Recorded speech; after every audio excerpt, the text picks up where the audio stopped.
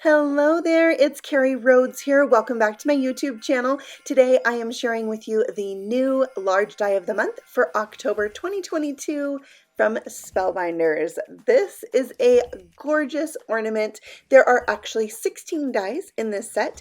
It's called the Stitched Ornament and Display die set. So let's take a close-up look at each of these pieces.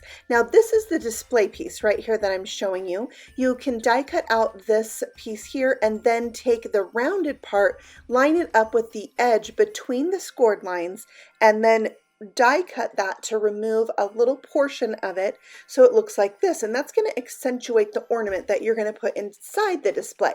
Now the ornament, you cut the two pieces together to get an ornament that looks like this with all the detail that can be stitched. There's a little topper for it, a little string to hang it by, and this very intricate and detailed piece to really dress up that ornament even more. You can cut two of those and have one at the top and one at the bottom.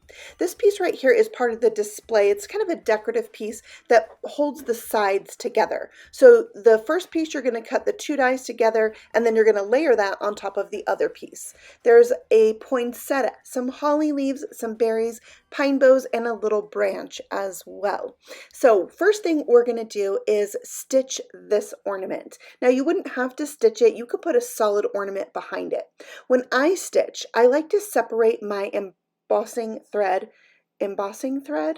embroidery thread into 3 strands, because once you're going through the same hole several times, it can get really thick if you use all 6 strands. So you're just going to follow the impressed pattern that the die creates for you, so it's impressed into the paper. You're going to follow that and create either a fan shape or a diamond shape. Those are the 2 different shapes on this ornament. Very easy to do. You can just like sit down, put on a show, maybe a YouTube video, and stitch this out. So here's what it looks like with all the pink. There are 4 other fan shapes in here I'm going to do with gold thread. Now this is kind of like a twine. I decided to give it a go and it actually worked out really well. It has a little bit of a sparkle to it. I think it's great. And we're going to throw in my other color, this kind of seafoam green teal color, and that's my accent. Now these are very thin, so you want to use precision tipped glue and follow the little divots on the outside of the ornament when gluing it on, and they overlap right there in the middle. And now here's the little topper I die cut from some gold mirror cardstock, and it is all coming together so beautifully. Here's the little string. There's a large circle at the bottom of it where you can put your glue and just attach it to the back. You can also use the outer ring of the die set to die cut a solid piece. I'm going to back mine with this. I know it feels like kind of like a waste of gold mirror paper. Trust me, I felt that. But you can see it through the lines or the dots where the stitching is, and it adds a really elegant touch. Speaking of elegant touches, I have these gold pearls that have adhesive on the back, and I'm going to stick those to some of the little points in this ornament, and I think it's so pretty. So there's the completed ornament. Now we're going to work on all the other pieces. This is the embossing folder of the month for October. It's Scattered Christmas. All of the embossing folders are this large 9x6 size, which I love. I used my new universal platform to emboss it. It's a regular embossing folder, so C plate on top, A and B on the bottom.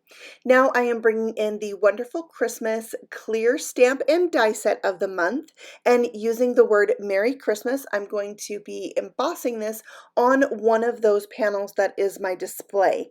I have some clear embossing ink here, and I'll stamp that down right in the center below that little divot cutout part. And then I'm going to use some gorgeous embossing powder from Wow. This is the California Gold. This card is also on my Instagram today, and it is part of a hop with Wow, and they have some prizes they're giving away, so be sure to check me out on Instagram. I'll have that linked for you in the description box below, but I'm just Carrie Rhodes on Instagram, so you can find me really easy. But this embossing powder is gold with gold glitter in it. It's gorgeous. Okay, so we're gonna make a shaker out of this card. So I have a window sheet here that's 5 by 7, which is the size of card that this display makes. I'm going to put some double stick foam all the way around, and I'm really trying to make sure that I don't have my foam tape extend onto the outside edge of my window sheet. Now, normally with this display card, you're gonna double up your two display pieces, the part that goes at the top and the bottom, and that is going to be so you can suspend your ornament between the two and have it kind of dangle in a like shadow box. But I wanted to do something a little bit different. So of course I'm adding a shaker to my display and it was a little bit tricky to figure out. So I'm going to share that with you how I did it. I'm going to put my shaker elements, these beautiful confetti pieces from Spellbinders. This is what inspired my color combination for today. I love them. Plus I added a little bit of seed beads in gold to that, and then I can start making my shaker window. So I peeled the backing off of my foam tape, and then I need to add in those display pieces, one at the top and one at the bottom. So this is going to stick to that foam that is my shaker frame. And so just adhering those flaps, the die has created a score line for me, so it's easy to figure out where to fold it.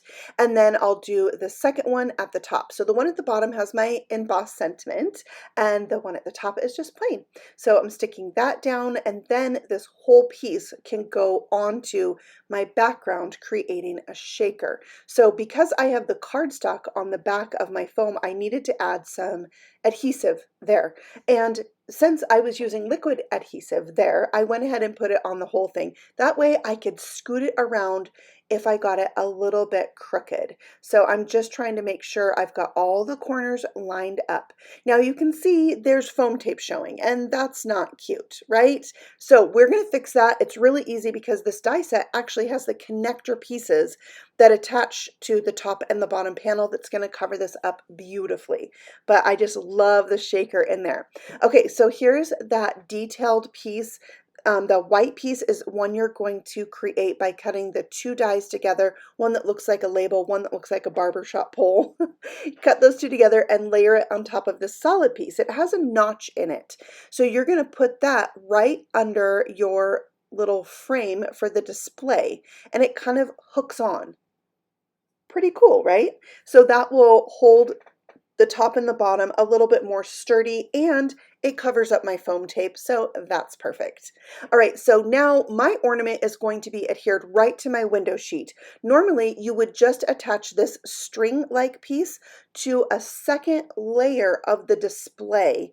So you'd have two layers of the display pieces inside this card, and it would attach to that and dangle in there. Spellbinders has a great video on how to put this together if you want to see that in action. I just wanted to give you another way to use it. So now I'm putting together my poinsettia. I went with white and a gold little center, and then I can add in my pine bows, my holly, and just dress this card up, really accentuate it.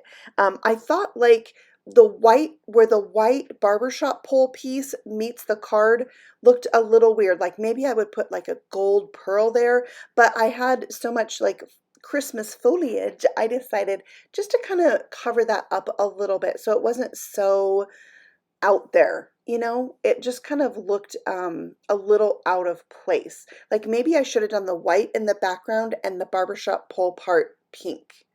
But I worked with it, right? I did not want to go back and redo it, that's for sure. So I added some holly and holly berries to the other open sides of this. Just adding more foliage is always pretty on these types of cards. And there's so much going on here with the shaker. You've got the shadow box, the stitching on the ornament, and it's just so detailed with that extra piece you can glue on. Like, what a gorgeous ornament this is. And you can totally use this ornament without the display part and make just an ornament card, and you don't have to stitch it. So there's tons of options, lots of detail, which I love.